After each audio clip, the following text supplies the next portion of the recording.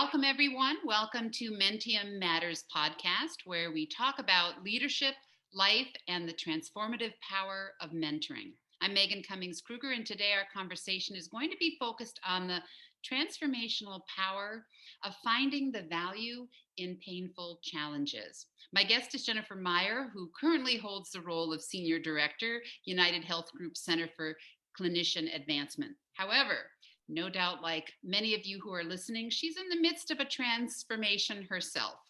Jennifer has been with UnitedHealth Group for 12 years. Previously had time with both GE and Capital One. She has a Bachelor's of Science degree from St. Cloud State University and an MBA in Healthcare Management from Capella University. Jennifer resides in Minneapolis-St. Paul area with her husband. She's the proud parent of 2 daughters, and in her spare time, she climbs mountains. Jennifer first joined the Mentium community as a mentee and recently returned to mentor with us. And we're delighted to have her as a mentoring partner and also delighted to have her as a guest today. Welcome, Jennifer. Thank you so much, Megan. It is really a pleasure to be here. Wonderful.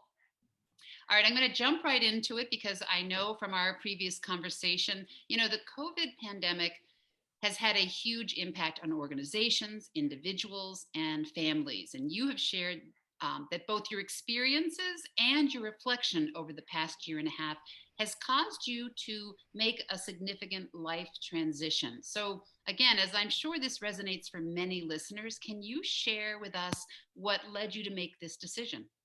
Well, that's complicated and easy at the same time. I've been trying to explain it to a number of people lately, and I find that it's not flowing off my tongue, which means it's a deep answer, I think. And for anybody, I think going through a decision or a life transformation possibility, I think that would probably be true for anyone. But I think if I reflect, what's happening, what's going on here, the bottom line, I think, is that I am making a leap of faith. And it took me a while to get to a point where I probably even understood what a leap of faith was.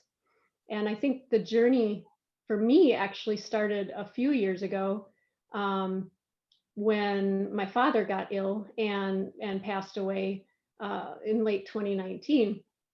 And I think that at that point, and my mother had passed away a few years before that, and I was reflecting on life and my young children.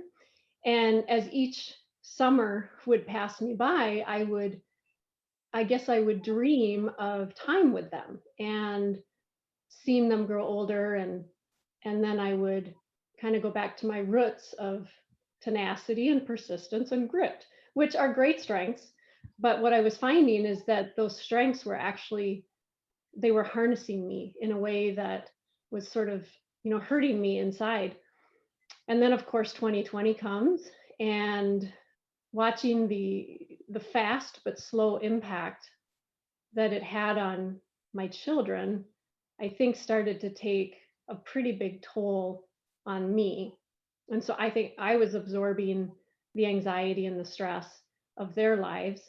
And at the same time, the job that I was working in was focused on alleviating the suffering of others. So simultaneously, I'm caring very deeply about a large organization and the burnout and how can we create a sense of joy, but I'm trying to do that with a family too. And I could see that it wasn't all going to continue to fit well. So beginning of 2021, I started a process, and it was a faith journey for me. And it was, let's see what would happen if we just opened this sort of up to the universe. And that process began. And I actually looked back at my notes this week because I was like, how did I get here? Why am I leaving at the top of my career when I have what I want? I'm doing the work that I love. I'm hopefully making a difference in people's lives. It doesn't make sense on the outside, but I put it out there and I worked through. It felt like a long, slow, painful process of who am I? Why am I here? Where where do I want to focus my priorities? Making sure what are my priorities? And then how do I integrate them the best as possible? So it sort of all came together, and there was never a point where it was 100%. I want to call that out, that it's not, yep, got it, good, let's go. Like, you make some decisions in business or life. But what I figured is that there's a window of time here, I think, with my kids that I will never get back. And I want to do everything I can for them. I can't solve all their problems, but I can be an instrument in their journey. And so it came down to, if I'm going to put faith and family first, like I say I do, then I've got to embody that. And if things are not in the right order, then I'm going to do something about it. I know that nothing but good will come of this, and that it may be completely unexpected things. But that's just a little bit about the process. It's very, very raw.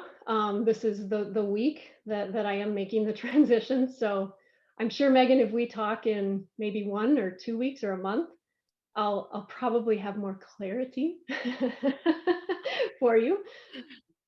Well, and I think it really speaks to what we all know in the world of mentoring, which is that it's a very holistic experience, right? Our professional and personal lives are interwoven, and allowing yourself time to pause and take a step back and think about where you are and where you want to be. Maybe not necessarily where you're necessarily going to be, heading towards, but staying open to that. And you shared earlier, and I'd love you to share now with us, you've always been a very values driven professional and person. And you talked about the value in really looking at pain and working through pain. Would you share a little bit about that? Sure. Well, I think there's power in suffering, and I embrace that now. And so there's been many times throughout my life where there was something traumatic happening to me, or something or someone taken from me. And I think before I even understood how to deal with those situations, I was trusting that there was a reason for it, and that if I could embrace it, that there was something to definitely learn from it and open something else up in me.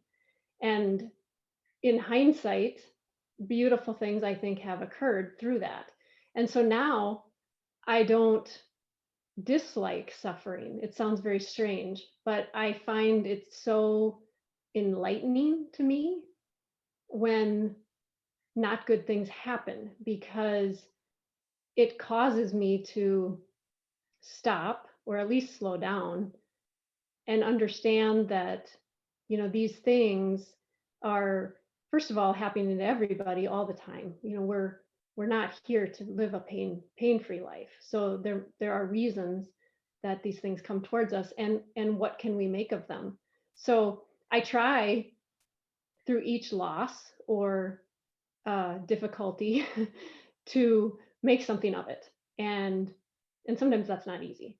But the thread that I love, that I'm able to look back and feel good about on my life, is that these things didn't crush me, and they didn't take me back or down.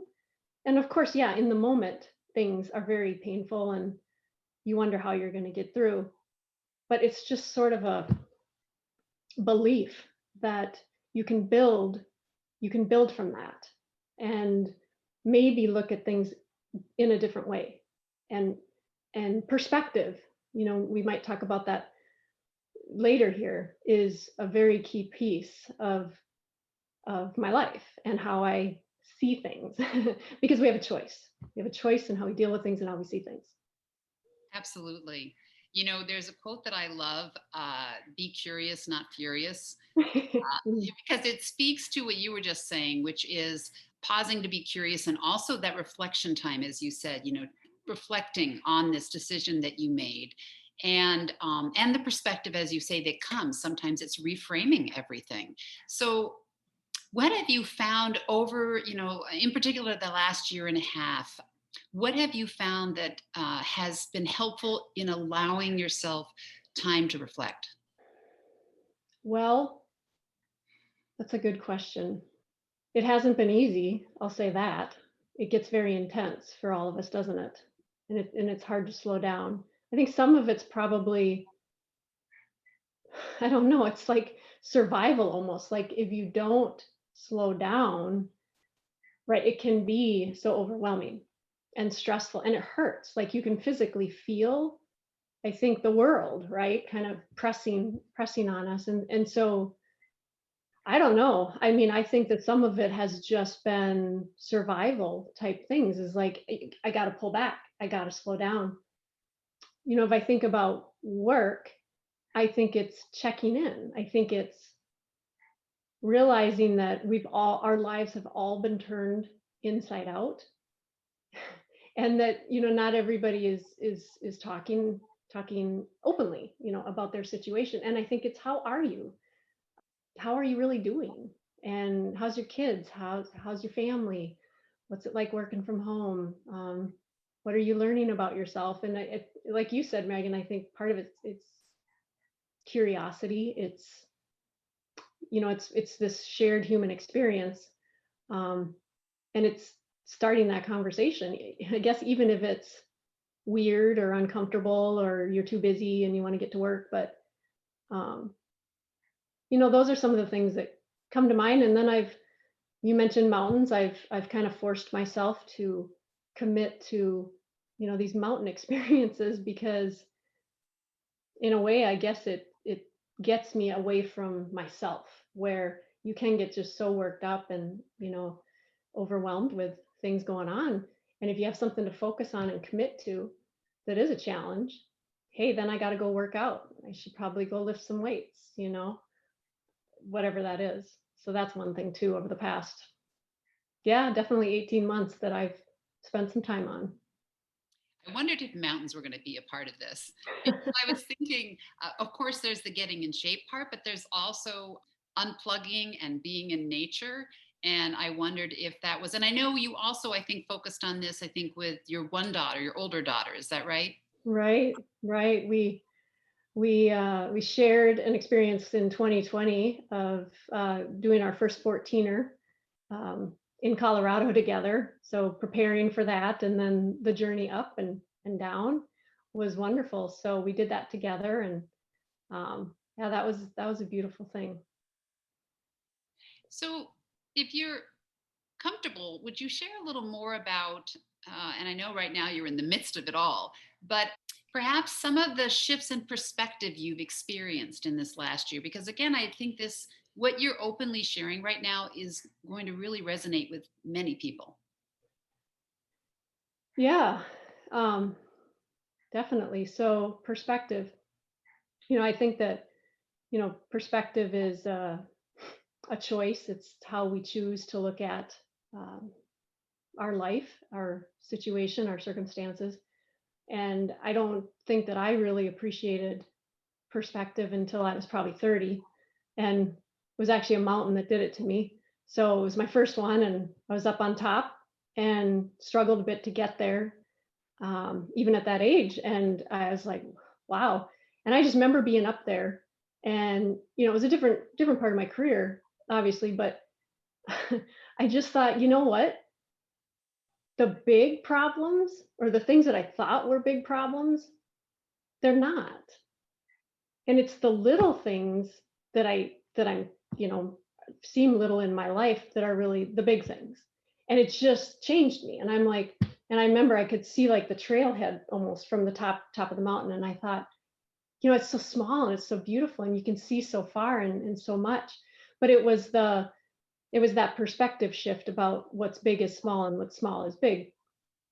And so, if I think about this year and, you know, the things that have been happening to my daughter as a teenager, and the things that she's been, going through with mental health challenges and identity things, it's something where I think I had to tap deep into me to, just to realize how to even approach these things and how to look at them, because I think that the response as a mother is, oh my gosh, what do I do? How do I get her help? Like, where is this coming from? How are we going to get through this? I'm scared. Every night I'm in fear of what's happening to her.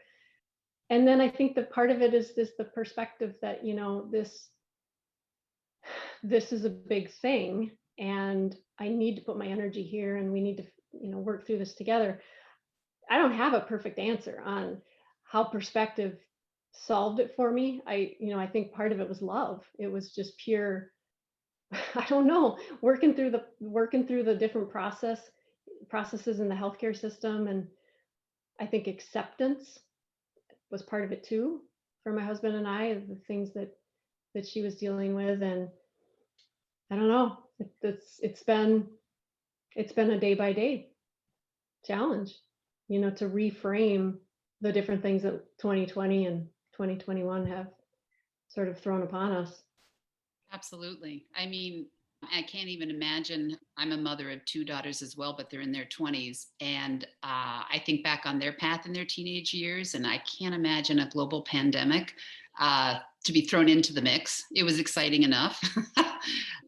What I'm impressed with is your ability in the midst of all of it to stay open. It sounds to me like asking questions, thinking, reflecting, but also trying to stay open to what you see and shift your perspective. Yeah. I think openness is, it's part of the faith, right? It's that there's a reason that she's going through what she's going through, that we're going through this at this time. It reminds me when the kids were really young. I think people, think, oh, daycare and stuff, they get sick all the time, right? And it's so hard when they're young. And then, that perspective, I remember, it's like, well, you know what, now they're not going to be as sick when they get to grade school. And like, that was such a positive perspective, and all of that. And I kind of look, and this is the kind of thing, Megan, where I swear it's going to take me a couple months probably to synthesize some of this learning. But the way that I like to look at this is that she will have the tools that she needs as she goes into college and beyond, how to deal with the pressures of society, the anxiety, the depression, identity. I mean, all these things she's facing head on, in the perfect storm. So how can you not come out of that with an inner strength that sticks with you your whole life? So I think maybe that's the perspective, is that my kids are going to be very strong adults, very strong young adults. The homeschooling, everybody at home under a roof for so long, right? It's, you appreciate each other more and what you have. But I just think, I think kids, they can get through this. They're going to be better. They're going to be stronger. They're going to be self-sufficient, right? Yeah. They'll be able to handle alone time maybe better. And of course, there's consequences, way too much YouTube and all that. But and again, even with YouTube, I laugh. But my 9-year-old has learned some pretty darn interesting things on her own. I have accepted. So, it's how you look at it. Yeah, absolutely. And it really brings me back to, as I was listening to you, it's really circling back to, the value of pain and challenge. Probably any parent listening to this knows it's much harder in a lot of ways to watch our children struggle through that pain, and what our role in that is. But also as individuals, as humans, as professionals at work, the value in the pain and challenge, and what can come from that. And it actually reminds me of what you were sharing a little earlier with me. This is an emotional week. You're leaving your current role tomorrow. And what you were sharing was you've had some wonderful feedback come out of the fact that you're leaving, and feedback that you probably wouldn't have heard otherwise. And it really struck me as such a great example of what can come with the pain. Right. Well, that's true. That's very fresh here. And the thing that I keep thinking about as I read these lovely notes and reflections of my time is, am I thanking other people enough? Am I pausing to recognize and appreciate and be grateful for the other people in my life? Who knows? I mean, I suppose that we can always do more of that, but I just, my heart was just pulling, like, it was like, thank you. And my goodness, have I said enough? Have I caught people doing the right thing? Have I, told my kids enough that they're doing great, right? Yeah, the house is a disaster, and that's fine. I mean, we can fix that. Yeah. But yeah, at work, it's been enlightening. And I just don't know if, us as professionals, we pause enough, right? Or are we waiting for the 360 review? Are we waiting for the feedback form? Or is it, thank you. Thank you for what you did yesterday. Thank you for who you are. I appreciate what you did. And when you hear you change people's lives, it's kind of I don't know, it's kind of heavy. So I think that we have to remember that everything we say and do has the potential to make an impact on another person. And I think that goes for good or bad. So be careful, how you show up, and, take the time to care and love and say thank you and how can I help? Absolutely. I think people are really paying attention, and, so. Well, and I hear so much in this last year, mentees, mentors, all the people that I work with, living a virtual life almost entirely for most of us has really caused there's been a lot of impact. Part of it is you have to be more intentional with your communication. You just can't stop by the desk or stop by the office and have those conversations. It has to be more intentional. And also the fact that we're talking in the middle of a meeting and our dog walks by. So there is a blending of the worlds, a very holistic experience, if you will. And so I am wondering, as you think about the impact you've had as a leader, and having feedback from people about the impact you've had as a leader, what do you feel? I know we're fresh in the moment, but what do you feel has contributed to your success such that you're hearing feedback like this?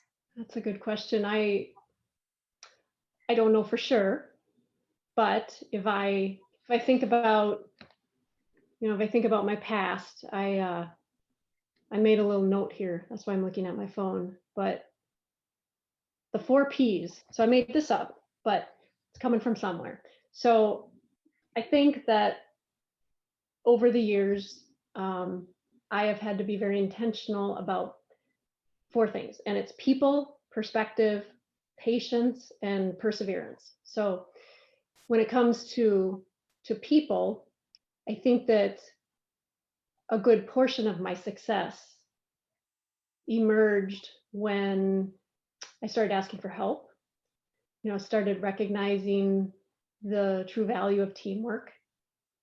I think that there's maybe a few decades in our careers where we really are individuals, and that individual contributor, and here I am, and I can do this work, and I can prove myself, and I can add value. But there's a shift, I suppose, that happens for a lot of us at some point where it's not about us anymore, it's about the others. And it's when that happened, I think, that things really did shift for success. So that's the 1 P. And the perspective we talked about, but I think it's being the calm in the confusion. So I like confusion. I said love, but I think like's better. I don't mind uncertainty. I'm okay with ambiguity, and I help people get through that or see the beauty in it. So that perspective, right? That's another piece of, I think, perspective is, well, hey, we have an opportunity here. Let's think about what we know. Let's think about who we know. What's emerging as a theme here? What can we do? What don't we need to do? So that whole thing. And patience is definitely a huge one. So I'm not a patient person with my wiring. So, that has been that has been a key to my success too, is that you don't always get what you want when you want it. And especially when it comes to change in organizations, it takes time. And a lot of people don't embrace change as quickly as others, and it takes time. So patience, uh, that's a whole topic, and then the perseverance. So don't give up. Um, there's a saying, it's something about when your heart is hit, that's when you don't quit. That's when you keep going and you push through. And there's always going to be people that don't believe or don't want to go a certain way or a certain path. But, you know, and this goes back to the values question, but you got to know who you are and what you believe in. And when you do, then you've got to stick to it and you've got to push through and persevere. And those are hard messages and sometimes frustrating months or whatever. But that perseverance, that fourth P, that's been a good one. I love that. And I also love alliteration. So it's just a win-win. So you also shared, I'm putting you on the spot, so hopefully you remember it, but you shared last time we connected a wonderful quote that had to do with mountain climbing. Do you recall what it was? Can you share it? I do. I do. Yeah, I had just taken that picture, if it's the one I'm thinking of. It's a quote that I had never come across before. And here I am at the base of a mountain in Colorado. And, sometimes you stand there and you're like, why am I doing this? Because you know how much pain is ahead. And there's just something inside, right? There's this belief that I am choosing to do this and I can do this. But I can also turn around at any point. So I'm not going to hurt myself or anyone, that I'm with. But then I saw this quote and I was like, oh, that helps explain this process. But it says, the smaller we come to feel ourselves compared to the mountain, the nearer we become to participating in its greatness. So, and it's from Arnie Nace. So I don't have background on the quote, but there was just something about that. Why do things like that? Why put yourself out there in harm's way, or, because it's fun, but it's not always comfortable. I think if I distill that quote down, the reason that it meant a lot to me is it's almost getting out of your own way. So, in order to do something great in life, often it's yourself that's in the way. And yeah, it kind of explains my mountain, fantasies and expeditions and stuff, but there's this good chance of failure, just like anything, a big project at work.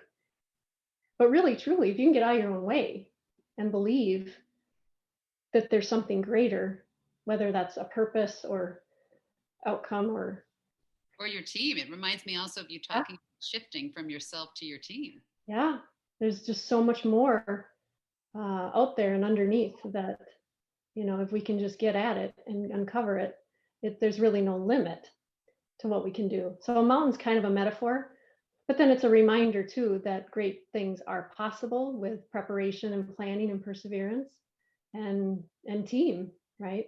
Because typically you don't do that alone. Wonderful. My gosh, we should end right now, but I have one more question for you that I just want to make sure. We've had such a great conversation. I really appreciate you've been so open at such an interesting transitional time. We really caught you right in the midst of it. And so what I'm wondering, I guess, to end on is, as a mentor, as a leader and a learner, and as a parent, what advice would you like to share with our listeners? What comes to mind that we haven't perhaps touched on? Yeah. Well, one of my favorite parts of mentoring, and I think parenting too, is helping people see the greatness within themselves. And so that's why this belief that there's, and this is a quote from Kurt Hahn, who founded Outward Bound, which is an organization that I climbed a mountain with them, and I have stayed in contact with them. But the founder said, and I keep it right here at my desk, and this is what I just absolutely love to bring out in people, There is more in us than we know. If we can be made to see it, perhaps for the rest of our lives, we will be unwilling to settle for less. So I really deeply believe that in each of us, there really is truly seeds of greatness, but it's a choice and it's work to find them and cultivate them.